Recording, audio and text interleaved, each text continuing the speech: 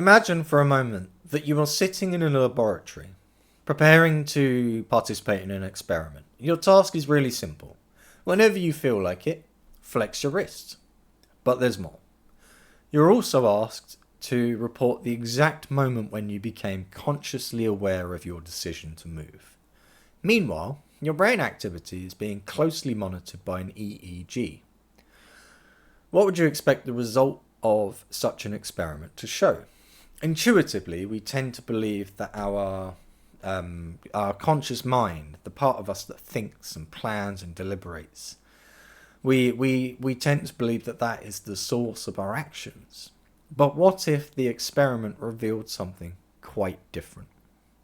Well, this is exactly what happened in the early 1980s when neuroscientist Benjamin Libet conducted one of the most famous and controversial experiments in the philosophy of mind, the Libet Experiment. The results of this study have since sparked an ongoing debate about the nature of free will, consciousness, and the human mind. Libet's experiment was deceptively simple.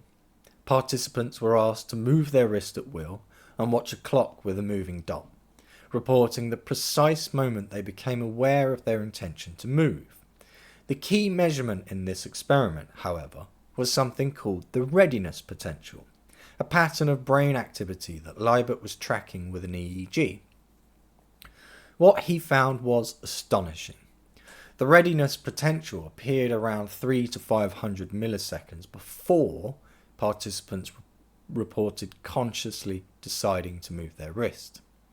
In other words, before the participants even knew that they were about to move, their brain had already begun preparing for the action. This discovery struck at the heart of our everyday understanding of free will. If the brain was already setting things in motion before the conscious mind became aware of the decision, who, or what, was really in control? The implications of Libet's findings are profound, particularly in the philosophical concept of free will. To understand this, we need to first recall what we typically mean by free will. It's the idea that we, as conscious agents, have the capacity to make our own choices, to deliberate, and to act based on our decisions. For centuries, free will has been a central component of how we understand moral responsibility. After all, if we are not in control of our actions, how can we be held accountable for them? But Libet's experiment seems to suggest something quite radical, that the initiation of an action begins unconsciously before we are even aware of it. And this leads to the possibility that our conscious awareness, the feeling that I have decided to move, is more a reporter of the brain's decisions rather than the cause of those decisions. Some philosophers have interpreted this to mean that free will, at least in the way that we traditionally conceive of it, might be an illusion. If this is the case, then human behaviour may be more deterministic than we once thought. Perhaps our actions are initiated by unconscious processes that are out of our control, and consciousness only gives us the illusion of control after the fact.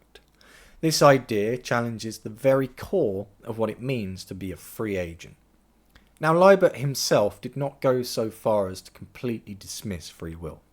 In fact, he proposed a nuanced idea, which some people call free won't. According to this concept, while our brain may initiate actions unconsciously, our conscious mind retains the ability to veto or inhibit these actions. In other words, while we may not consciously decide to begin the action, we might still have the power to stop it before it occurs. This shift in focus, from the ability to initiate actions to the ability to regulate or inhibit them, preserves a certain form of free will, but it is much more limited than the traditional view. And this brings us to another important idea in the philosophy of mind, which is epiphenomenalism. I always struggle to say that word. If we take the findings of the Libet experiment seriously, we might conclude that our conscious awareness is not a cause of our actions, but rather a byproduct, a kind of afterthought produced by the brain once the unconscious processes are already underway. In this view, consciousness doesn't drive behavior, it's a passive observer that experiences the effects of unconscious decisions. And this can be a troubling notion for many because it challenges the idea that our conscious mind plays an active role in shaping our lives. The Libet experiment also reignites the debate between determinism and free will. On one hand, if actions are initiated by unconscious processes, this suggests a form of determinism, where everything, including human actions, is caused by prior events in a chain that stretches back indefinitely. If we are simply the product of unconscious processes over which we have no control, can we truly claim to be free? On the other hand, some philosophers argue for a position called compatibilism, the idea that free will can coexist with determinism. Compatibilists might claim that even if the initiation of actions is unconscious, what matters is how we reflect on and respond to these impulses. If our conscious mind can evaluate and regulate actions, perhaps that is sufficient to maintain a meaningful sense of freedom. It's not that our actions are uncaused, but that our capacity to shape, guide and inhibit those actions is what gives us agency. Of course, the Libet experiment is not without its critics. I mean, every idea that's ever existed has its critics, but in this case they are, quite significant. So some philosophers argue, and indeed neuroscientists, argue that the readiness potential that Libet measured doesn't necessarily indicate a decision to act. It could simply be a state of preparation, a kind of priming the motor system rather than a committed decision. In this interpretation, the readiness potential might reflect the brain's readiness for action in general rather than the specific decision to move the wrist.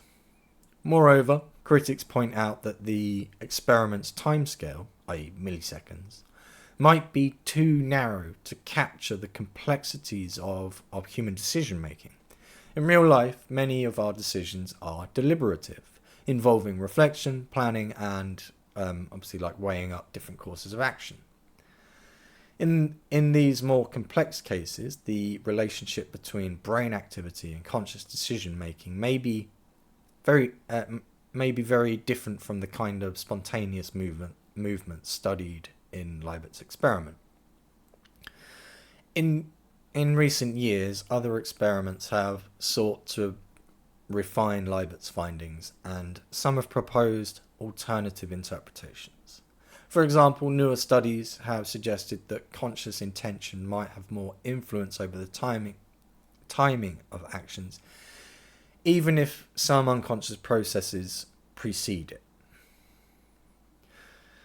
So, to conclude, the Libet experiment raises profound questions about the nature of human freedom, the role of consciousness in decision making, and the extent to which our actions are indeed under our control.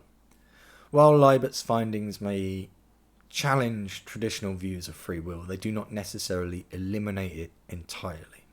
Instead, they prompt us to reconsider what we mean by free will, and how consciousness and the brain interact, shaping human behaviour.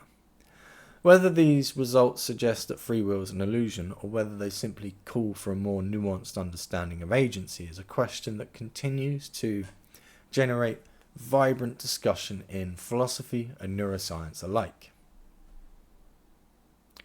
So that was the Libet experiment and some of its sort of philosophical implications. So I would like to know, as you've just listened to that, what do you think about the various different conclusions drawn? So, for instance, the idea that everything is sort of determined, or even Libet's conclusion that there is some measure of free will in the mix. What is your thinking on the matter? That would be an interesting conversation to have, and an important conversation too, I think, because the more that we all discuss and debate these ideas, the clearer they become, and the closer that we all get collectively towards some form of truth. So jump in the comments and give me your thoughts on the Libet experiment. So before I go, in the name of shameless self-promotion, I would like to ask you to like the video, subscribe to the channel, and maybe even share it around and all of those good things. That would be very much appreciated. But thank you for listening to me waffle about the Libet experiment. It's something that I personally think is fascinating.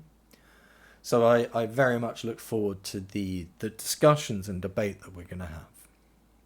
So thank you very much, and I look forward to seeing you on the next one.